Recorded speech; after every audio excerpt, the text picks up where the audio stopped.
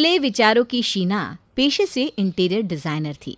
Love marriage में रवि से शादी हो जाती है, लेकिन शादी के बाद मैंने पापा को साफ बोला है कि शादी में कोई फर्नीचर ना दे। पहले मैं घर देखूंगी, फिर डिसाइड करूंगी कि कैसा फर्नीचर खरीदना है। जो सही है ना? सही है। वैसे क्या कमी है मेरे घर के फर्नीचर में? सही तो है। माँ की पसंद का रॉयल लुक। रॉयल लुक बंगलों में अच्छा लगता है, 3 कमरों के फ्लैट में नहीं, समझे? बड़े बड़े फर्नीचर हैं। अरे पूरे घर में चलने की जगह नहीं है। देख लो भाई, तुम ठहरी इंटीरियर डिज़ाइनर, तुम्हारा अपना टेस्ट है और माँ का अलग टेस्ट है घर को सजाने का।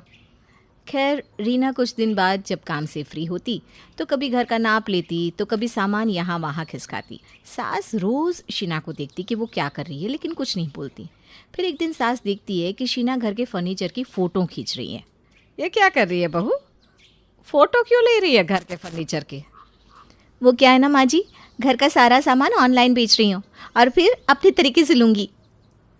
देख, कल तो तू मेरी भी फ़ोटो ले रही थी, कहीं हमें भी तो नहीं बेच रही ना? कैसी बात कर रही है माँ जी, अब इस उम्र में आपको कौन ही खरीदेगा। अब ये ना बोल बहू, एक बार तेरे को कोई देखे ना देखे, हमें देखने वाले बहुत है, समझी? वैसे मेरे घर का कोई सामान कहीं नहीं जाएगा। अगर तुझे घर सजाना है तो मेरे मरने के बाद सजाना। ये क्या बात होती है माँ जी? ये तो कोई बात नहीं होती। मैं नहीं मान सकती ये बात। देखिए, मैं ना इंटीरियर डिज़ाइनर हूँ। कल को मेरे घर कोई आता है तो क्या बोलेगा, कितना ओल्ड फैशन है। देख बहू, माना मैं पुराने तरीके से घर सजाती हूँ, पर ये मेरा तरीका है। और हाँ, तेरी तरह मुझे भी घर सजाने का शौक़ था। बस मैंने कोई कोर्स नहीं किया दूसरों के घर सजाने के लिए। मैंने खुद के दिमाग से खुद का घर सजाया, समझी? बहू को गुस्सा आ जाता है कि भाई ये क्या मजाक है, उसके जैसी हाई प्रोफाइल डिज़ाइनर ऐसे घर में रहेगी? ना बाबा ना। अगले रोज़ कोई तो तरीका निकालना होगा इस अजायब घर को घर बनाने के लिए। मैं इस घर में कैसे रह सकती हूँ? ये तो संभव ही नहीं है। क्या संभव नहीं है बहू? यही माँ जी, इतना बड़ा क्रॉकरी रखने के लिए शोकेस कौन रखता है, वो भी रास्ते में। मैं क्या सोच रही हूँ, इसे हटा ही देते हैं। रास्ते में? कहाँ रास्ते में? अरे बहू, किसके रास्ते में? ये मुझे तो साइड में लग रहा है। माँ जी, आप नहीं समझेंगी, आंखों में ना चुभ रहा है, जैसे आर्ट सा लग रहा है, स्मूथ नहीं है। क्योंकि ये फ्यूज़न है, पता है? ये जो अलमारी है ना, वो राहुल के दादा के ज़माने की है। तब वे जंगल जाते थे शिकार करने, वहीं से लेकर आए थे। हाँ माँ जी, लेकिन अब तो ये पुराना हो गया है। कब वो जंगल जाते थे, अब तो वो ज़माना ही नहीं रहा। तो ना रहे, पर ये अलमारी यहाँ से नहीं हटेगी। बोल दिया तो बोल दिया, समझी? सास तो चली जाती है, लेकिन थोड़ी ही देर में बेल बजती है। दरवाजे में बहू की हाई प्रोफाइल सहेलियाँ होती हैं। अरे रिंकी मिन्नी, आओ आओ, कैसे आना हुआ? यार, तेरे घर साड़ी पहनकर नहीं आई, तेरी सास कुछ बोलेगी तो नहीं ना? अरे नहीं, ये लोग ना नए विचारों के हैं। वैसे कैसे आना हुआ? अरे ये बोल रही थी, तूने मायका तो चमका कर रखा है, चल देखिए ससुराल को कैसे डिज़ाइन किया है। लेकिन ये क्या, जैसे ही उन लोगों की नज़र घर के अंदर पड़ती है तो हैरान रह जाती हैं। वो कुछ कहती तभी सास भी आ जाती है। अरे बहू, तेरी सहेलियाँ आई है, आओ आओ बैठो। बहू, सहेली को बिठाओ, क्या खाना है इन लोगों को मुझे बता दो, मैं बना देती हूँ। सास चली जाती है किचन में और सहेलियाँ पूरा घर घूर घूर कर देखती हैं। यार ये क्या, ये तो लग रहा है जैसे बाबा आदम के ज़माने का घर है। सारी फर्नीचर इतने पुराने। क्या बोलूँ यार, मेरी सास अपना पुराना फर्नीचर बाहर रखने को तैयार ही नहीं है। मैं कैसे लाऊं नया फर्नीचर? बस इतनी सी बात, मेरी सास भी ना ऐसी ही थी। मैंने तो जो गोटी खेली, अब तो वो खुद पुरानी चीज़ें निकाल कर मुझे देती है कि बेच कर नहीं ले आ बहू। बहू इम्प्रेस? यार सच में ऐसा हो सकता है? बताओ ना यार, मुझे भी वो आइडिया। मैं तो बहुत ही परेशान हूँ। मेरे कमरे का बेड तो इतना चूं चूं चूं की आवाज़ करता है कि नींद ही नहीं आती। घर के बाहर वो देख, क्रॉकरी की अलमारी कैसे रास्ते में खड़ी है चाड़ी होकर, जैसे मुझे चिढ़ा रही हो। तू तो मुझे बदल कर दिखा। अरे यार, क्रॉकरी भी इतनी भारी और मोटी है कि एक प्लेट उठाते ही सांस फूल जाती है। लेकिन सासू माँ कुछ भी बदलने को तैयार ही नहीं। तो तू अपने पापा को क्यों नहीं बोलती कि सारा नया फर्नीचर दे दे? अरे मैंने तो वही सोचा था कि पहले इनके घर आऊँगी, घर का एरिया और लुक देखूंगी, उस हिसाब से नया फर्नीचर लूँगी। लेकिन यहाँ आकर तो सास ने जो बुरा हाल कर रखा है क्या बताऊँ यार। मेरी तो सारी डिज़ाइनिंग की पढ़ाई ठप है जब मैं खुद का घर ही नहीं सजा सकती। बहू बात कर रही थी कि सास आ जाती है हाथ में ढेर सारा चाय नाश्ता लेकर। देखो ना, तुम लोग ही इसे समझाओ, आए दिन घर के फर्नीचर को बेचने की बात करती है। अरे सास भले ही इंटीरियर डिज़ाइनर ना सही, लेकिन थोड़ा बहुत घर सजाना तो मुझे भी आता है क्या। आंटी जी बिल्कुल, बस वो वाली जो अलमारी है ना वो थोड़ी सी और लग रही है, लेकिन फिर भी ठीक है। ओके। सास को ये सुनकर गुस्सा आता है। पता है कितनी महंगी है वो अलमारी? तुम्हारी सास से पूछना, प्योर साग के लकड़े से बनी है, वो भी भारी वाला। डिज़ाइन भी मैंने साउथ अफ्रीका के एक होटल से कॉपी किया था। लग भी रहा है अफ्रीका वाला। माँ जी ये अलमारी हटा दो प्लीज़। ना ना, बिल्कुल वाला ना, समझी? जैसे इनकी अंग्रेज़ी समझ में नहीं आती वैसे इनका इंटीरियर भी समझ में नहीं आता। बहू परेशान थी कि ये सास भी ना सारे पुराने फर्नीचर ऐसे शान से घर में सजा कर रखी हैं जैसे किसी राजा का तख्तों ताज। अब सहेलियां भी मजाक उड़ाकर चली गई। करे तो क्या करे। रात में वो पति से बात करती है। अब मैं क्या बोलूँ, तुम तो जानती हो माँ को, अब तुम जानो और मैं कुछ नहीं जानता। अगले रोज़ बहू अलमारी से टकराती है और गिर जाती है। हाय, मैं गिर गई, कोई है? ओए माँ। सभी बहू के पास आ जाते हैं। क्या है, सड़क पर अलमारी लगा रखी है, आते जाते फंसते रहो। यार प्लीज़ यहाँ से अलमारी हटा दो, नहीं तो मैं फिर से गिर जाऊंगी। अलमारी से गिर गई? अरे हम तो ना गिरे पिछले 50 साल से, तुम्हें 50 दिन भी ना हुए और गिर गई। तो अब क्या 50 साल रहकर गिरूं? पैर फंसा तो गिर गई। हाँ माँ, अब क्या जिद है, हटा दो ना। ये बड़ी सी अलमारी बीच रास्ते में अच्छी भी नहीं लगती। कई बार तो मैं भी गिरते गिरते बचाऊं। अच्छा, इतना बड़ा तो इस अलमारी के आसपास हुआ है, पहले तो कभी बताया नहीं कि तू गिरते गिरते बचा है। तो अब तो बता रहे ना माँ जी, मैं कुछ नहीं सुनने वाली। देखिए ये सारा पुराना फर्नीचर मैं बाहर कर रही हूँ। उसके लिए तुझे मेरी लाश से जाना होगा। उफ, वही ड्रामा। क्या करे बहू बेचारी, इतने पुराने फर्नीचर में कहीं कहीं तो दीमक भी लग रही है। कैसे घर को सजाए, कैसे ये बताए कि उसने 3 साल बस यही पढ़ाई की कि घर को कैसे सजाया जाए। लेकिन जब बात खुद के ससुराल की आई तो बात हो गया। ये क्या बात होती है कि लाश के ऊपर से फर्नीचर लेकर जाना। न जाने कौन से ज़माने के फिल्मी डायलॉग चल रहे हैं माँ के पास तुम्हारी। तभी घर की बेल बजती है। एक आदमी लाल टोपी काला चश्मा लगाकर अंदर आता है। जी बताइए, कौन है आप? मैं हूँ, यानी मैं हूँ पुरानी चीज़ों का दीवाना। वैसे आप भी कम पुरानी नहीं लग रही हैं। नहीं नहीं, ज़्यादा पुरानी नहीं हूँ मैं। वैसे किसके दीवाने बता रहे थे आप खुद को? जी मैं पुराने एंटीक फर्नीचर खरीदता हूँ और उसे दोबारा चमका कर विदेशों के राजा महाराजा को बेचता हूँ। सुना था और अब देख भी लिया कि कितने अच्छे डिज़ाइन के फर्नीचर है आपके घर में। क्या मुझे बेचेंगी? मुंह मांगी कीमत दूंगा इनकी, बोलो तो एडवांस अभी दे दूं। ये बोलकर वो आदमी नोटों की गड्डी सास के सामने रख देता है। सास इतने सारे पैसे देकर हैरान रह जाती है। हाँ हाँ, क्यों नहीं, ले जाइए, जो जो चाहिए सब ले जाइए। रुकिए, ये क्या बात होती है माँ जी? मैं बेच रही थी तो नहीं, और अब इस बुढ़ी को सारा फर्नीचर दे रही हैं। बहन जी पानी लाइए ज़रा, इस बच्ची को मैं समझाता हूँ कि बड़ों के बीच में नहीं बोला करते। जी हाँ, भी लाई। सास जैसे ही अंदर जाती है आदमी चश्मा उतारता है। ओह पापा आप। और क्या, बेटी की खुशी के लिए क्या नहीं करना पड़ रहा है। बस से शांत रहे, काम हो रहा है ना, होने दे। सास बाहर आती है तो बहू भी नाटक करने लगती है। हाँ ठीक है, लेकिन ये पैसे कम है, एक गड्डी और सरका दीजिए। पता है आपको ये लकड़ी और डिज़ाइन कहाँ का है? वो नाले के पास कल्लू का, वही ऐसी वाहियात डिज़ाइन के फर्नीचर बनाता है। क्या बोला? ये तो साउथ अफ्रीका का डिज़ाइन है। क्यों माँ जी? अरे पता नहीं कौन से अफ्रीका का है, साउथ नॉर्थ ईस्ट वेस्ट। मैं कमरे में जा रही हूँ नोट गिनने।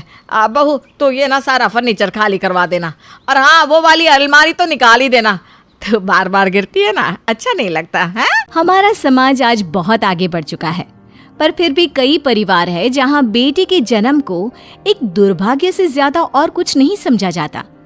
पर एक बेटी का असल मूल क्या है, ये बताने के लिए ही आज हम ये कहानी शुरू कर रहे हैं। ये कहानी एक ऐसे परिवार के बारे में है जो कई वर्षों से नन्ही किलकारियां सुनने को तरस रहा था। आज मेरी शादी को 6 साल हो गए माँ। पता नहीं किस दिन इस घर में नन्ही किलकारियां गूंजेगी, कब इस घर को उसका वारिस मिलेगा।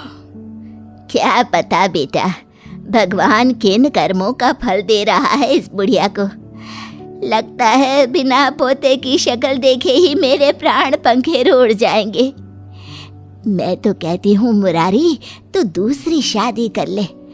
मुझे तो लगता है शकुंतला में कोई कमी है। अरे कब तक एक बांझ को ढोता रहेगा। शकुंतला लीला और मुरारी की बातें सुन लेती है। वो अपने कमरे में जाकर फूट फूट कर रोती हुई भगवान से कहती है, तूने मुझे सारी खुशियां दी भगवान, सब कुछ दिया, तो फिर क्यों तूने मुझे माँ बनने के सुख से अब तक अछूता रखा है। मैं भी एक बच्चे को खिलाना चाहती हूँ, उसे दूध पिलाना चाहती हूँ। अब मुझसे ये बांझ होने का ताना नहीं सहा जाता। अगर तूने मुझे माँ बनने का सुख नहीं दिया तो ये शकुंतला कभी तेरा दरवाजा नहीं चढ़ेगी। कुछ महीने बीत जाते हैं। मुरारी के लाख मना करने के बाद भी लीला मुरारी के लिए दूसरा रिश्ता देखना शुरू कर देती है। माँ जी को समझाइए ना जी, वो ना कराए आपकी दूसरी शादी। तुझे क्या लगता है मैं तुझे छोड़ना चाहता हूँ? कभी नहीं शकुंतला, पर क्या करूं, मेरी माँ मेरी बात सुनती ही कहाँ है। मुरारी और शकुंतला बात कर ही रहे होते हैं, तभी अचानक शकुंतला को उल्टी आने लगती है। वो भागती हुई घर के आंगन में जाती है। तुम ठीक तो हो ना शकुंतला? घबराइए मत, ये तो खुशी की बात है। भगवान ने हमारी मुराद सुन ली जी, मैं माँ बनने वाली हूँ। पूरे परिवार में मानो खुशी की लहर दौड़ पड़ती है। लीला जो हमेशा शकुंतला को ताना दिया करती थी, अब उसे एक काम ना करने देती और दिन रात उसकी खातिरदारी किया करती। अरे अरे शकुंतला, तू कहाँ चल दी? तू बस आराम कर, अभी मुझे अपने पोते का मुंह भी तो दिखाना है ना तुझे। पोता ही क्यों, पोती भी तो हो सकती है ना माँ जी। मेरे घर तो पोता ही होगा, और अगर पोती हुई तो उस अभागिन को लेकर मेरे घर से चली जाना, तू समझी? लीला की बात सुनकर शकुंतला बहुत घबरा जाती है। जैसे तैसे 9 महीने बीत जाते हैं और जिसका डर था वही होता है। शकुंतला एक नन्ही सी बेटी को जन्म देती है। बेटी को जन्म देते ही उसकी हालत बहुत गंभीर हो जाती है और वो मुरारी से कहती है, सुनिए जी, माँ जी हमारी बेटी को हमारे घर में नहीं रहने देगी।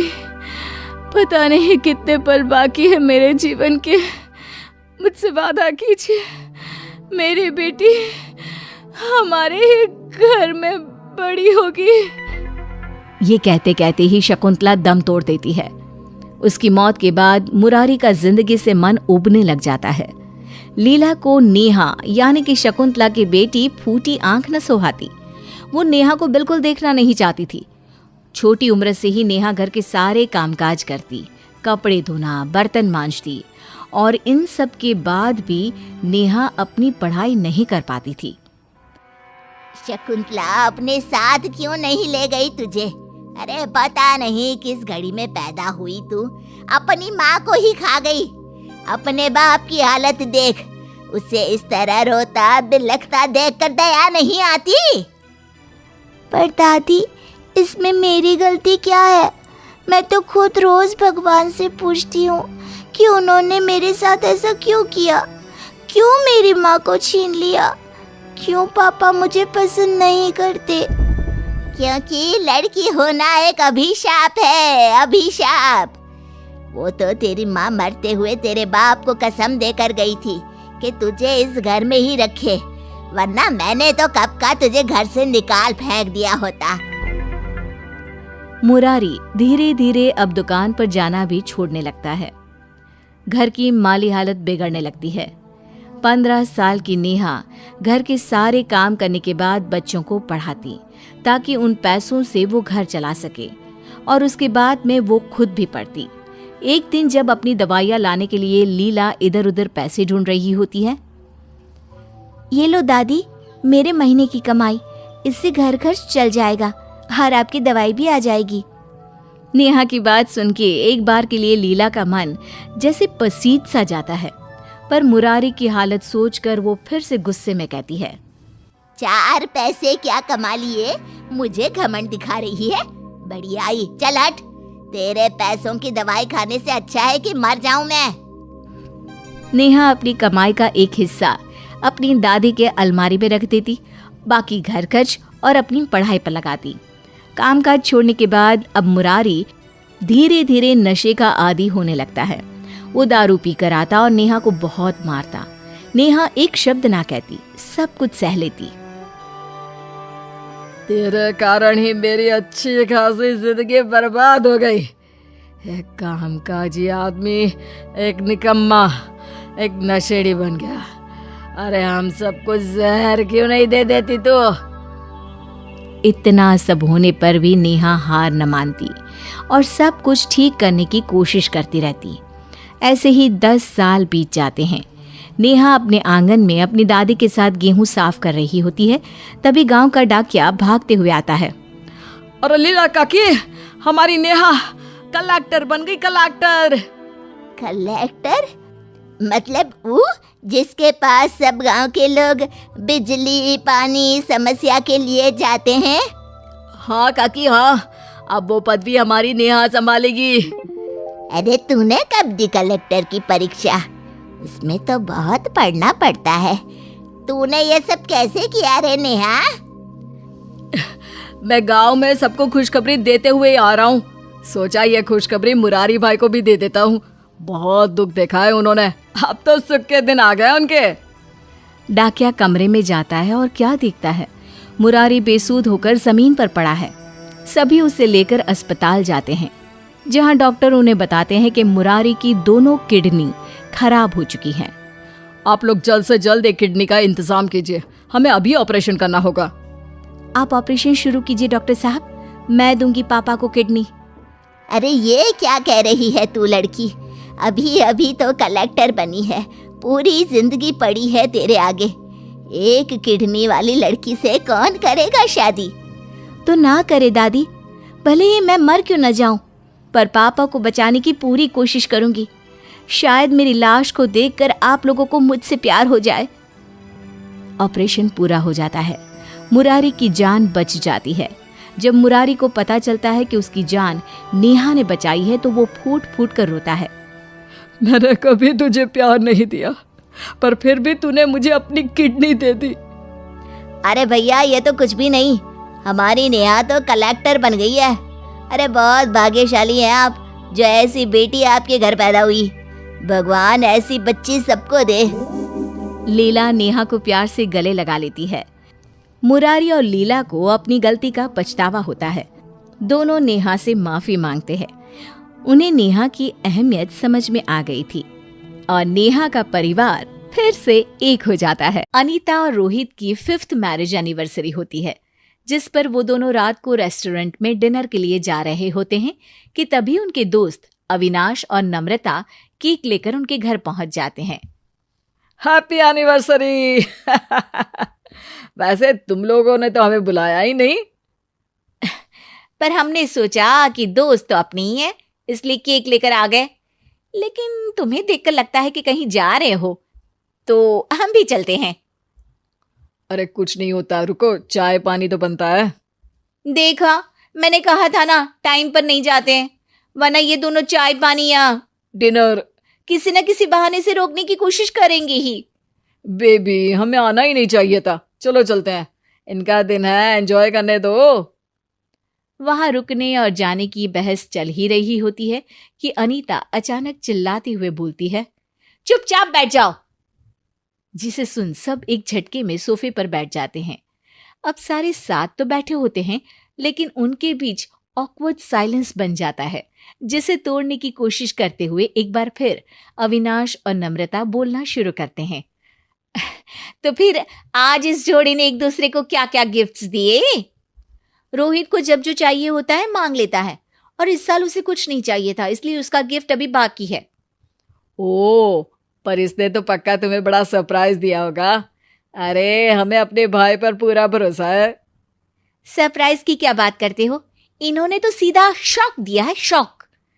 अनीता की बात सुन नम्रता तो उसके गुस्से को पहचान लेती है, लेकिन अविनाश को समझ में नहीं आता और वो बोलता ही चला जाता है। हैं? सच्ची? ऐसा क्या दिया, हमें भी बताओ। देखो, मुझे कुछ भी बताने का कोई शौक नहीं है, इसे ही शौक लगा था तो यही बता देगी।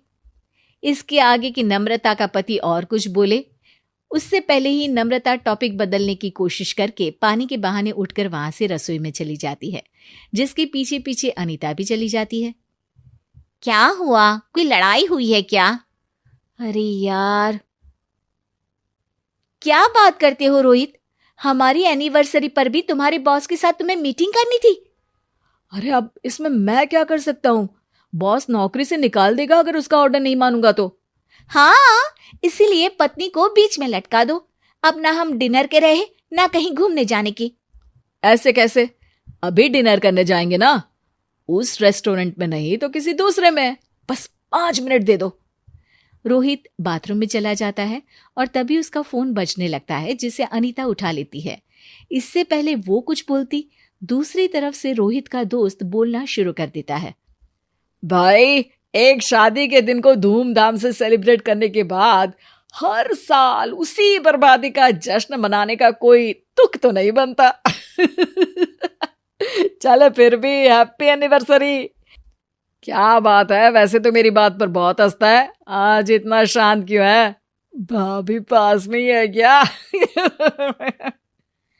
भाभी ही हूं। अनीता की बात सुन महेश तो तुरंत फोन काट देता है, लेकिन रोहित के बाथरूम से बाहर निकलने पर उसकी शामत लग जाती है। अरे किसका फोन था? महेश, सीरियसली, तुम्हारे दोस्त अपनी पत्नियों के बारे में ऐसे बात करते हैं और तुम उस पर हंसते हो? मतलब तुम भी मेरे बारे में जरूर कुछ ना कुछ बोलते होंगे। अरे वो तो ऐसा ही है, लड़कों की बात है, मजाक मस्ती करते रहते हैं, इसमें मेरी क्या गलती? मैं तो इसमें कुछ नहीं बोलता। पत्नी की बात के आगे आर्गुमेंट नहीं, सॉरी होता है। अरे मैं क्यों सॉरी बोलूं? मेरी कोई गलती नहीं है।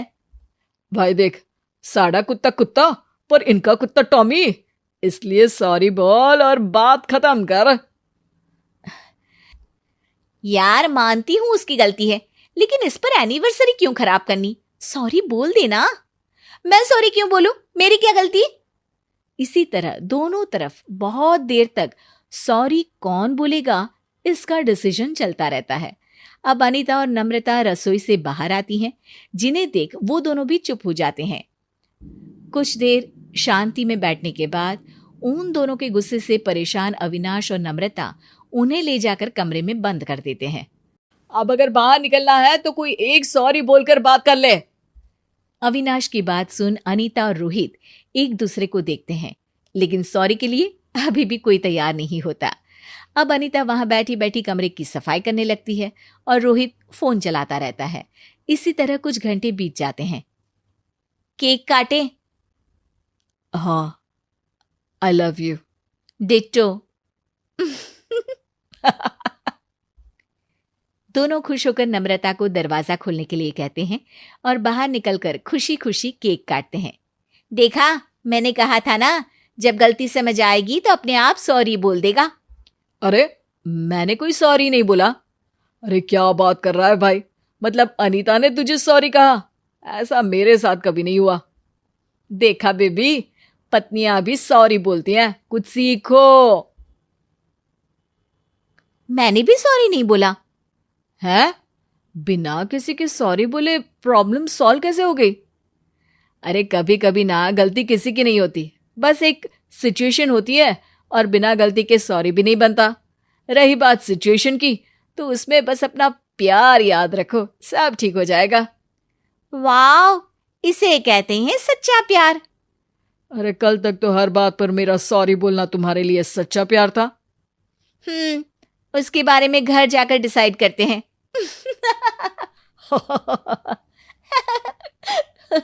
निशा एक विधवा लड़की थी, कोई औलाद नहीं थी, लेकिन वक्त से पहले ही पति का देहांत हो जाता है।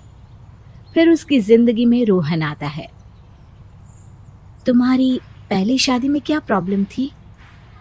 अरे चोर थी वो लड़की। शादी के अगले दिन ही हमारे घर के सारे जेवर और पैसे लेकर भाग गई। रास्ते पर आ गए थे हम दोनों। फिर नए सिरे से इस शहर में हम माँ बेटे जिंदगी बसाने की कोशिश कर रहे हैं।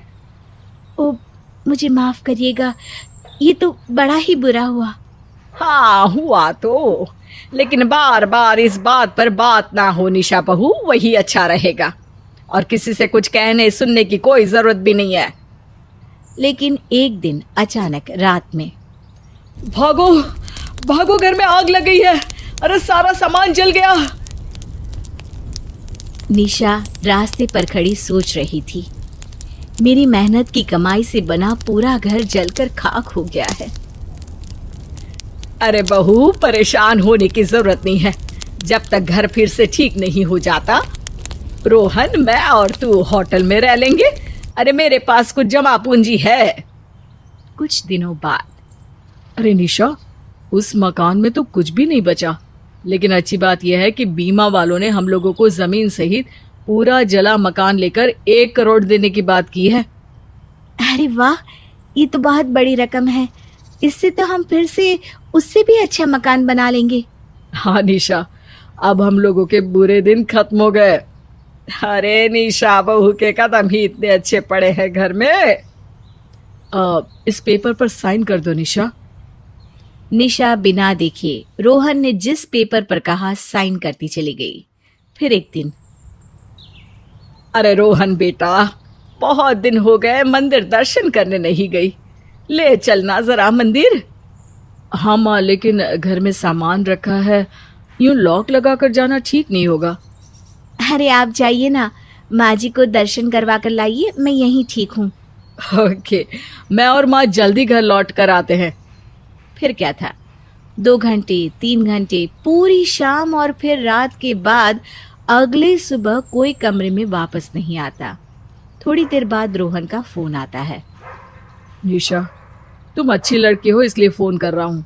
मैं और माँ बीमा के 1 करोड़ लेकर दूसरे शहर जा रहे हैं, हमें ढूंढने की कोशिश मत करना।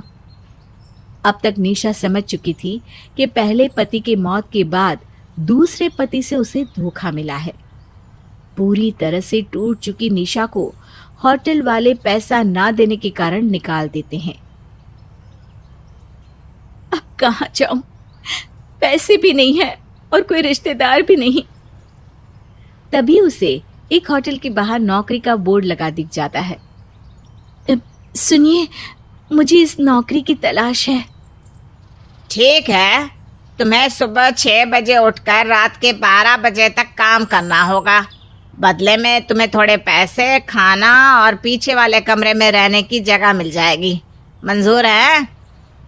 निशा, जो कि पढ़ी लिखी लड़की थी, सोचा जब तक अच्छी नौकरी नहीं मिल जाती ये काम करना कोई गलत बात नहीं होगी। हाँ, मुझे मंजूर है। अब निशा कड़ी मेहनत करती, उसके हाथ का खाना लोगों को पसंद आने लगता है। फिर एक दिन, अरे ये खाना किसने बनाया है, मुझे उससे मिलना है। हाँ हाँ ज़रूर मिलिए, लेकिन वो हमारी परमानेंट खाना बनाने वाली नहीं है मैम। मैं अभी उसको बाहर निकाल देता हूँ। ओए निशा, जल्दी बाहर आ जा। निशा भी डर कर बाहर आती है। सर झुकाकर निशा कहती है, मुझे माफ कर दीजिए, मुझे इस नौकरी की बहुत जरूरत है, मुझसे गलती हो गई। अरे मैंने तो कुछ भी कहा नहीं है, मैं तो कह रही थी कि ए लड़की, निकल यहाँ से, नहीं रखना तुझे। लेकिन मेरी गलती क्या है? इन मैम को तेरा खाना अच्छा नहीं लगा। उस औरत को अब गुस्सा आ जाता है। क्या मैंने ये कहा? मुझे तो इसका खाना इतना अच्छा लगा कि मैं इसे इनाम देना चाहती थी, लेकिन अब तो मैं इसे अपने साथ अपने घर लेकर जा रही हूँ। निशा भी उस महिला के साथ उसके घर कुक बनकर चली जाती है। अब निशा के पास वक्त होता है कि वो अच्छी नौकरी की तलाश कर सके। वो रिज्यूम डालती और नौकरी के इंटरव्यू का इंतजार करती। एक दिन, अरे वाह, ये नौकरी का इंटरव्यू!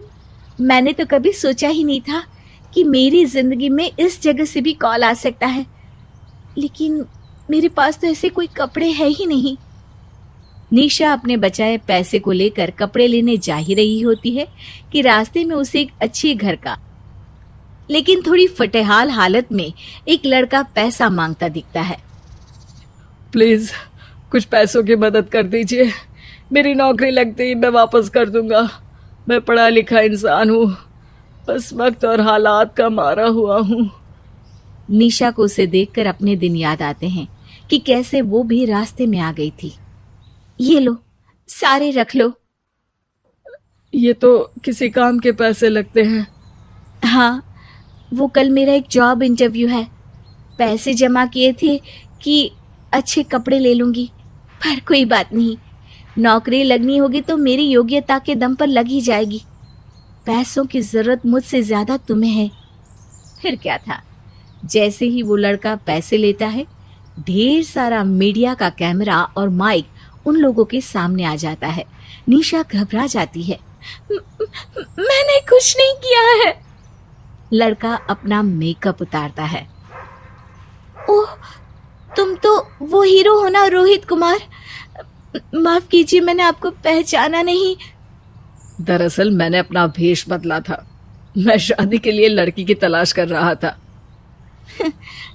आपको क्या कमी है लड़कियों की? हाँ, पता है नहीं है, लेकिन वो असल जिंदगी में कैसी होंगी ये मैं नहीं जानता।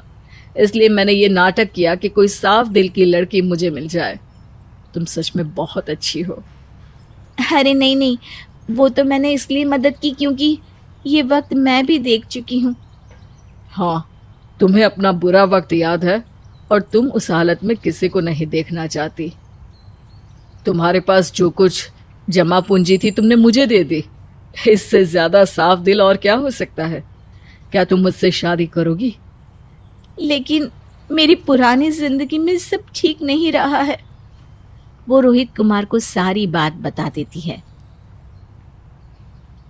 देखो, मुझे तुम्हारे पास्ट से कोई लेना देना नहीं है। मैं फिर भी तुमसे शादी करना चाहता हूँ। क्या मुझसे शादी करोगी? निशा भी शादी के लिए मान जाती है और एक अच्छी जिंदगी जीने लगती है।